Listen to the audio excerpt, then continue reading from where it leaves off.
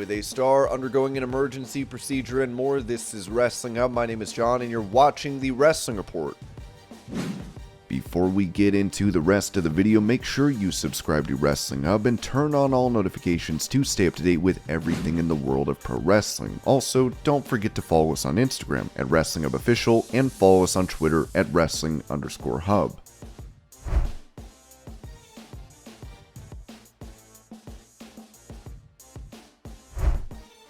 Talking about his quick rise in WWE ahead of his title match against Roman Reigns, Logan Paul told Alex McCarthy of Inside the Ropes, "I'm having a hard time understanding how I got here, but I think it falls in line with the way I attack every industry I go into. In my head, I'm like, why would I not just go for the top immediately? I don't have much patience, bro. I was a social media kid. Instant gratification is what I'm used to. So, I don't know. I could do all the other stuff and go through the ranks and wrestle little by little and make my way up there, but I prefer dropping the explosion as soon as I enter. So yeah, called out Roman Reigns, pretty much baited him into a match. It worked, and here we are, November 5th, taking on Roman Reigns for the title at Crown Jewel in Saudi Arabia. It's insane."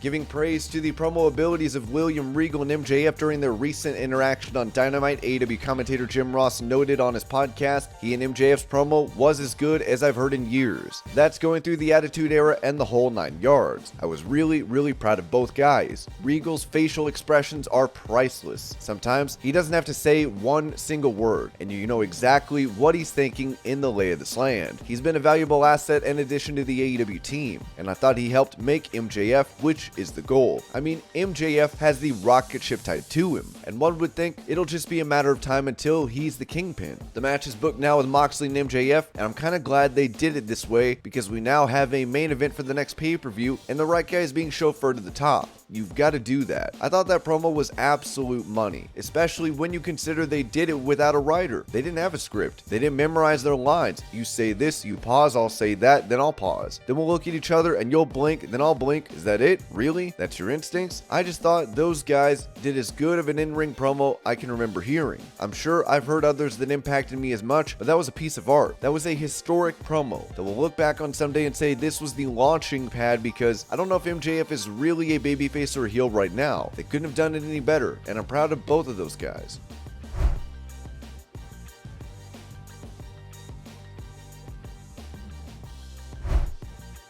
With Cathy Kelly recently coming back to WWE as a backstage correspondent, Sean Ross Sapp of Fightful noted that she had talks with AEW. Cathy Kelly returned to WWE with the company announcing she's rejoining as an interviewer. Sources indicated earlier this year that Cathy had conversations with All Elite Wrestling. We're told that included speaking to Tony Khan directly at some point about the possibility of working there, and that things actually looked promising. However, that didn't end up happening. We haven't learned why that was the case, or what side ended up keeping it from going down, or how far talks actually got.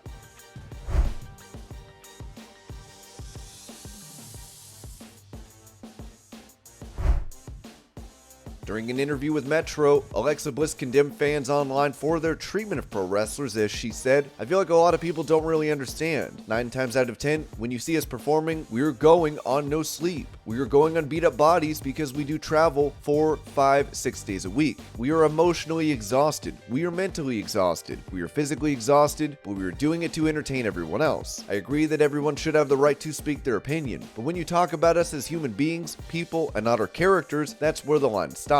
And I don't feel like that's okay, but we do it because we love what we do. We love entertaining people. It's really disheartening and heartbreaking when we are putting our all out there."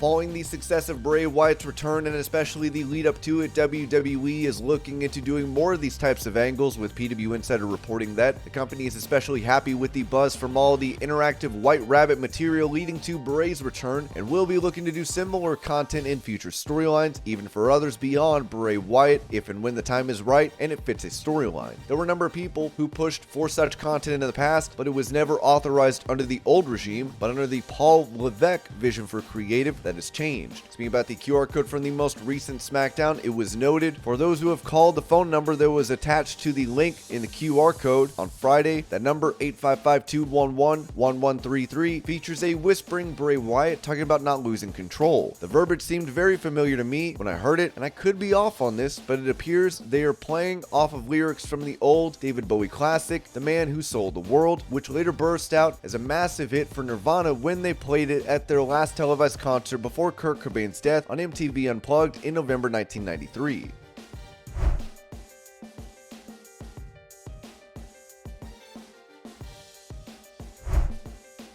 Speaking of Bray Wyatt, he has apparently been listed as the #1 babyface on SmackDown, with PW Insider adding that Drew McIntyre is currently slotted as the second on that list. WWE has been absolutely thrilled with the rollout of the Wyatt return, as he's been the company's top merchandise seller in recent weeks. There are plans to roll out additional Wyatt merchandise, including plush versions of the Firefly Funhouse characters.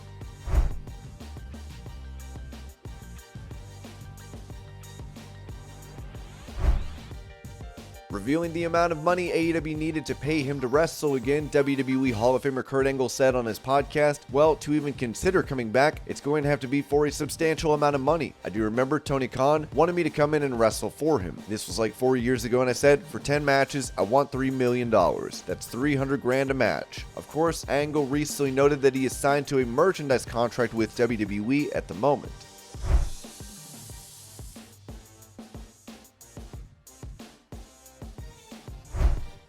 Speaking about the potential for WWE to create a 6-man tag team championship, Kofi Kingston told Steve Falls of NBC Sports Boston, anything is possible. There's a lot of trios going on. Sheamus and the Brawling Brutes, the Bloodline, the New Day. We'll see how Big E does in coming back. He's getting a lot better too for those who were concerned and whatnot. He was actually roller skating the other day. I was like, oh my god, you're alright. He's coming along and he's in great spirits. We're just kind of taking it one day at a time with him, but yeah, I think a trios title would be interesting. It would obviously be something that's never been before in WWE, so who knows? You gotta stay tuned and watch to find out.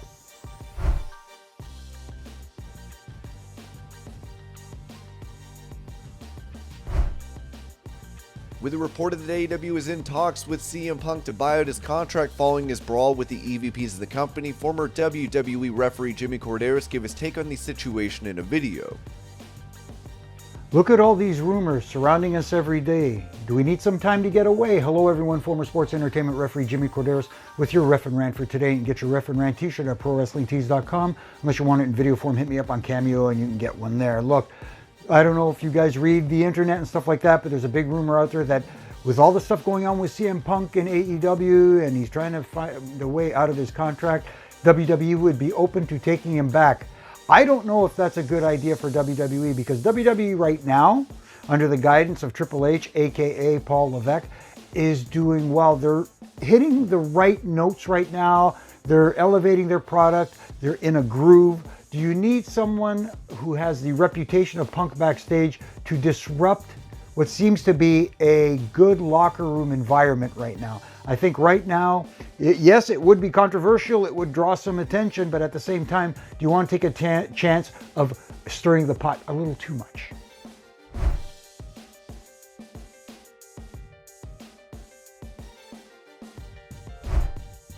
With a non-compete clause said to be holding up those talks of a buyout for CM Punk's AEW contract, Wade Keller of PW Torch gave more details regarding a potential return for Punk to WWE and how those in Triple H's sphere of influence feel about the former AEW champion. As I talked about this fall, Paul Levesque is more likely to bring Punk back than Vince McMahon would have been, not less. That doesn't mean Paul Levesque was a fan of CM Punk, but Paul Levesque is in a different position than Vince McMahon. Vince McMahon never believed in CM Punk, and therefore, in the way he pushed Punk, never really fully got behind him. Paul Levesque, while he thinks Punk personality-wise might be more trouble than he's worth, has shown a history of recognizing wrestlers who were over with today's fans that he himself might not have predicted would be over. Somebody who's currently in WWE and is within the sphere of influence of Paul Levesque's decision-making would be a hard no as of me asking this person today. a hard no on endorsing the return of CM Punk, even if it would help business. I won't go into exactly what was said, but when I asked, I got a long paragraph of one sentence after another of negative comments about how they feel about Punk now compared to 8, 9, 10 years ago, based on what's happening in AEW in the last 13 months. And by the way, related to this, I talked to 3 people of significant stature in AEW in the last couple of days. I asked, how would a vote go in the AEW locker room if they were asked if they wanted Punk to return? One person said he wouldn't fare very well. Another person said he thinks he might not get a single vote. And someone else says he doesn't think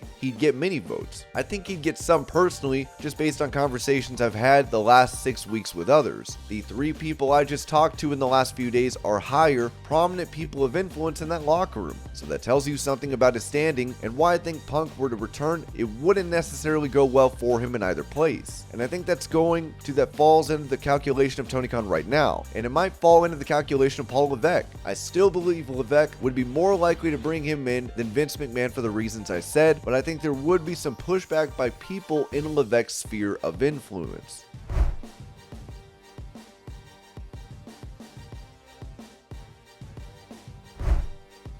On Instagram for a health update, it was said that Laredo Kid, who has appeared for Impact Wrestling, had an emergency procedure following his most recent bout. I don't know how or where to even start this news update. Yesterday, Laredo Kid sadly had to be taken by an ambulance to the hospital at the end of his championship match in Monterey. He had to receive an emergency operation at dawn. He was conscious a little while ago, thank God, and aware of the situation so that we could let his family and close friends know. We hope that in the next few hours he improves and is more stable. Fans, promoters, friends, family, and teammates of Laredo, I will try to stay on top of messages and respond to the majority. Promoters, events with scheduled dates in the next few months due to the severity of what has occurred. We still don't know how long recovery will take. If there are any comments or doubts, I will be responding to messages, emails. For now, we'll avoid phone calls. Many thanks from Taurus, Roberto, Abraham, Jorge, and AAA for being here all night, and to my closest friends for your support. Please send your good vibes, prayers, and energy so that he kicks out of this soon.